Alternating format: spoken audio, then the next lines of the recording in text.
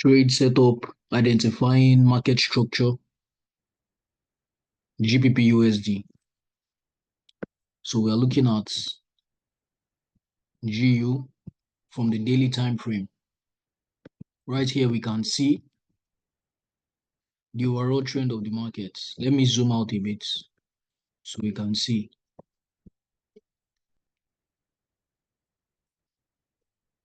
We're in a bullish market here on the daily time frame. Moving on to our 4 hour.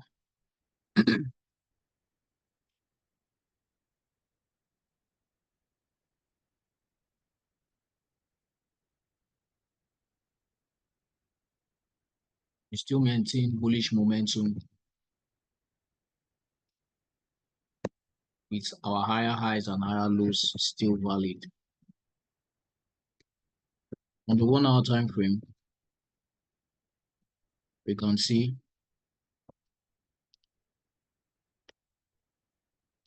the market is rallying to the upside. So let's identify our zones before we look at the trade entry.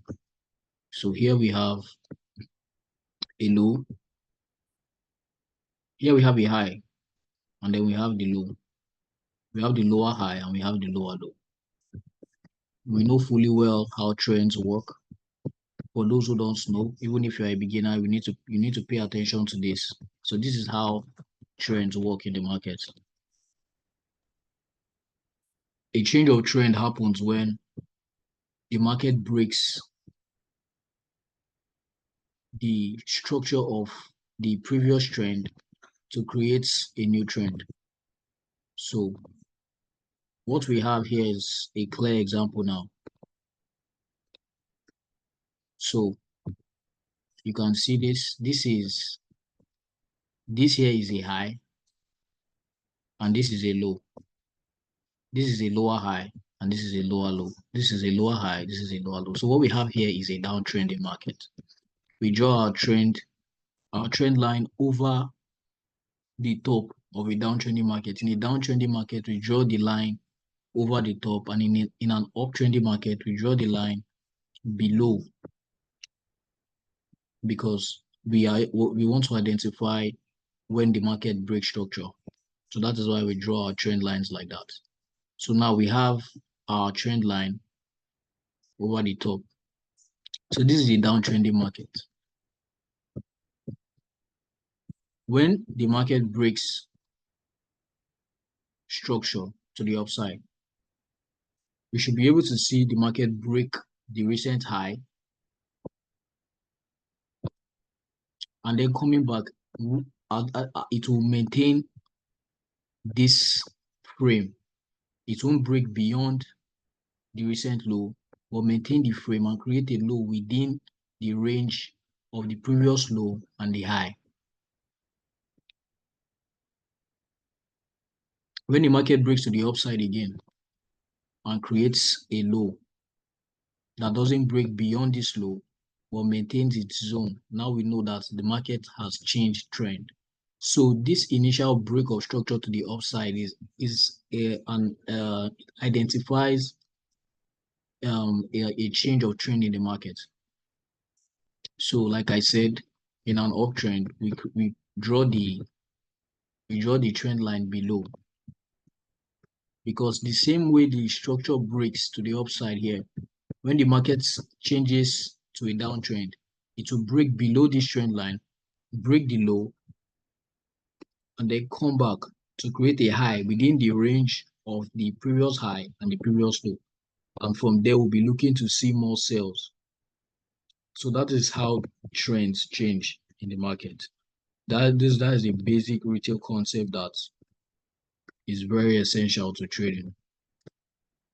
So we've been able to identify that now. So we can see it here on our charts. We've been able to see on different time frames that the market has consistently been in an uptrend. So we know that the dominant pressure in the market is the demand. That is the buying pressure, right? So there's more demand than supply. So what we are looking to see now is that demand pressure showing itself our uh in this present market situation. So we are looking at price. We see a high here, we see a low, we see a lower high, we see a lower low, lower high, we see a lower low, and then the market breaks to the upside, breaks the previous high, breaks two previous highs, and then creates a low. And then we can see candlestick formations that show that the dominant pressure in the market is the buying pressure. So we are seeing more buying candles than we are seeing selling candles. The market breaks to the upside again and breaks the recent high. Now, when the market creates a low in this situation, it is a validation that the market is going to continue to the upside. Because what we have here is the market cleared this sell zone and cleared this sell zone. And then having cleared those zones, came back to retest at this resistance, creating a support or a demand zone, and then breaks its recent high, and now we have a higher high, and we're looking to see the market reaction from this resistance zone. As we can see, there are a series of price action in this area that we can see clearly on the 30-minute time frame. So now we can see it's clearer now. You can see the resistance, you can see the support. Price breaks this resistance to the upside and retests back to the resistance. So now we are seeing more of uptrending market features in this situation. So from this point, I'm looking to see price action from here. This resistance turned support. And that was why I drew my levels at that point.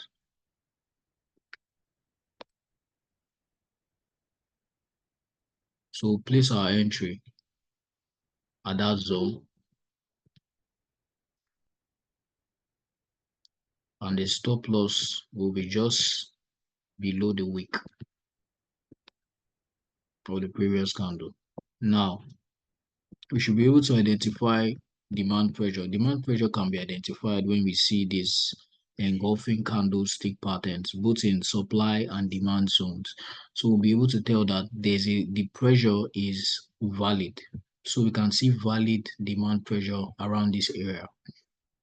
In the case where selling pressure was dominant, if selling pressure was dominant in this situation, that is, if we were going to be looking for sales, we would see price action make patterns like this. So the markets will create this high, this low, this lower high, this lower low, this lower high, this lower low. When the market breaks to the upside, if the selling pressure was going to be dominant, we will see that this upside selling pressure, this supply zone, will tap into this zone, and continue to the downside to collect liquidity from this previous low. So price would tap from here to the sell side. There will be demand pressure reacting to that selling pressure. But if the selling pressure is dominant, we'll see that the price will retest with the demand zone, tap into this previous resistance area, and then continue to the downside, which is a valid lower high for this previous high.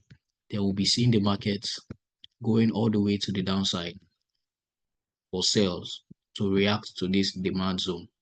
That is if the price was valid to the sell side. But what we can see is, so we can see this, that would have been the reaction from the market for sales. But what we have here is price continued with the demand zone to the upside for buys. So the demand pressure dominated the supply pressure to continue pushing price to the upside. And Judging by the fact that we already have a dominant overall uptrend, we know that we're on the right path and taking buys. So yes, we have the resistance zone here. We have the supply zone. Price breaks the previous resistance. So now we have a valid uptrending market, and we're looking forward to see price action at the retest of the previous resistance zone to create support in order for us to see continuation to the upside. This zone marked out here is the area where we are looking to see liquidity taken from the previous sell zone, because this is where we are going to see price react. And if the selling pressure at this zone is dominant to the buying pressure, it will go all the way to this previous resistance zone, tap into the resistance zone, and create selling pressure, creating a lower high for that selling pressure to continue to the downside. So we are taking our trade from this point here to the next liquidity zone. So our stops will be just below the wick at where there is demand pressure untapped, as demand pressure that has not been mitigated, that has not been touched.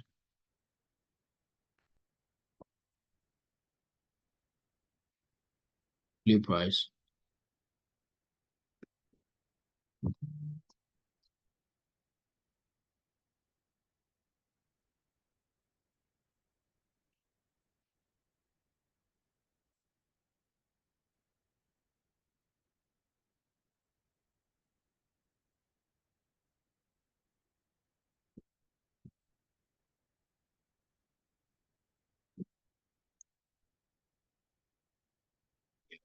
That's our that's our take profit. So if you look closely, you see that it follows the pattern that we trade all the time.